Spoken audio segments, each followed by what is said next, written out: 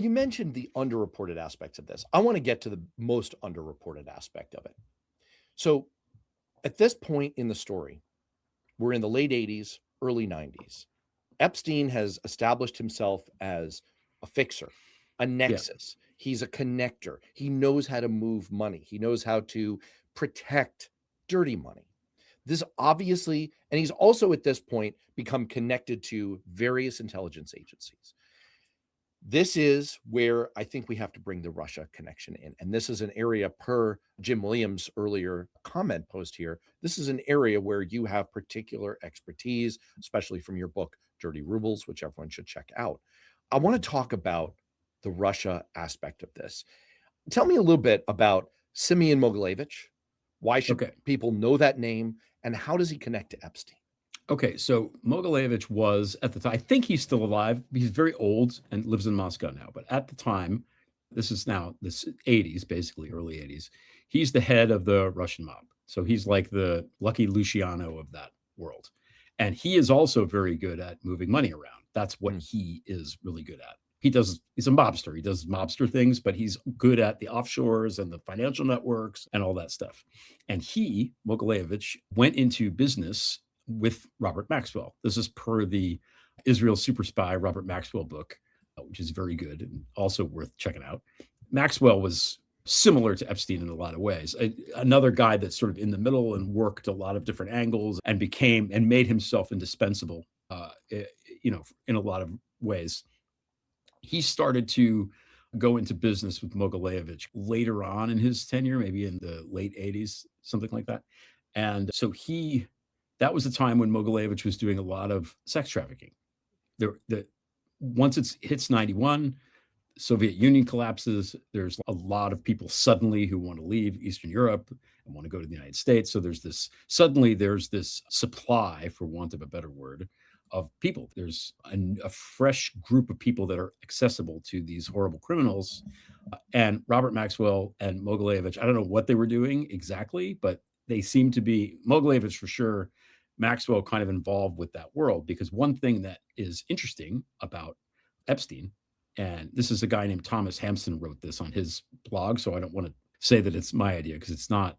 He points out Epstein didn't do any child sex trafficking that we know of at all until Ghislaine came along. It wasn't until after he hooked up with her that started to go, that side of the business for him. He was doing other things. He was doing the offshores. He was doing the arms deal stuff. Then for a while, he was working for Stephen Hoffenberg and ran a big Ponzi scheme in London, which Hoffenberg went to prison for 18 years for, but Epstein magically never went to jail or wasn't charged. But he did that. Hoffenberg says that Epstein was actually the guy that ran the day-to-day operation of the Ponzi scheme, which makes sense. It tracks, right? So after that's when he meets Ghislaine. Robert Maxwell dies in 1991. In November of 1991, he falls off his yacht called the Lady Ghislaine off the coast of Grand Canary Island. Perhaps he was pushed. Perhaps he was killed and then thrown over. Nobody really knows. Ghislaine thinks that he was murdered. In the book that I referenced earlier, they say, yes, it was a Mossad, a Kadon hit. It doesn't really matter. He's dead. And suddenly there's this void because this guy isn't around to do this anymore. Connect the thread then for us. Yeah. So Epstein is getting embedded, Mogilevich, Maxwell. And by the way, this is a total sidelight, but it does bring up this interesting point that you sort of floated a moment ago, that we have no evidence that he's involved in sex trafficking before his connection to Ghislaine Maxwell.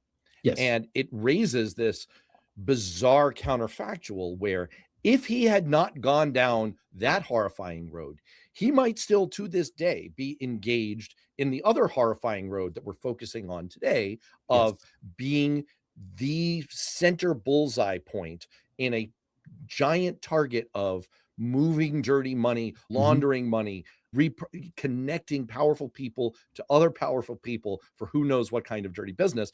And he might have gotten away with all of that and still been doing it.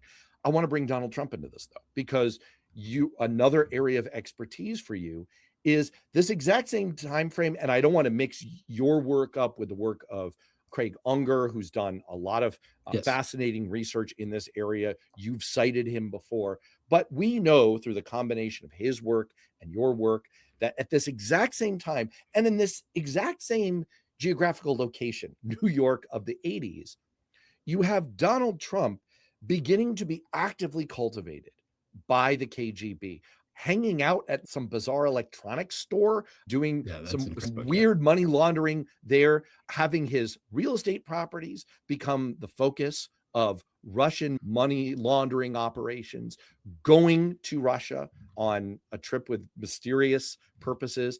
And by the way, so is Epstein at the same time. Connect those threads. How do they intersect? How do they overlap? It takes a little while. Trump knew Maxwell before. They were on yachts together. You could look it up in the sort of page 6 in the gossip columns. So they knew each other. Interestingly, Ivana and Robert Maxwell were both Czech, so they could speak Czech to each other if they wanted to. Just point there that I think is interesting.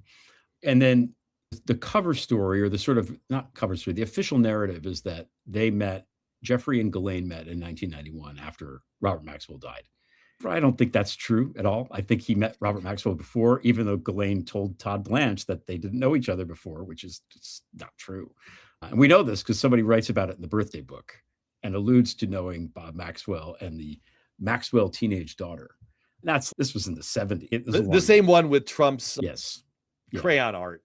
That I get the title of my book, Another Wonderful Secret, comes from that. That's what Trump wrote in the birthday book. So that's all of this stuff is sort of coming together at this time. And then I'm not sure exactly how they met Trump and them. It just all got sucked into the thing. I think Ghislaine was really the initial mover and shaker. And then they're both in New York and they're both in Palm Beach and they both like to do horrible things. And eventually it's a match made in hell. Yes, exactly. And then they're partying together by the 80s. And Prince Andrew is also involved after a certain point, which is it. There's another thing about Epstein that's interesting is that he's able to trust watch himself because he knows these really important people. I tend to give a lot of people a pass if they have a couple emails in the files or whatever, because Kevin Spacey, for example, okay, he went on Epstein's plane to Africa, okay, on that humanitarian mission with Chris Tucker and with Bill Clinton, because he's friends with Bill Clinton. If you get called up and I say, Matt, hey, I'm going to this dinner at this really nice mansion on the Upper East Side. Bill Clinton will be there and Woody Allen and whoever else. You're not going to be like, I don't know, Greg, I would have to vet this guy. Sounds sus. You're going to be like, great. When do we leave? So over time, that equity builds up. And it becomes a thing where you're like, this guy has to be okay, right? He has to be okay. How could he not be okay? Clinton's on his plane. He's with Trump.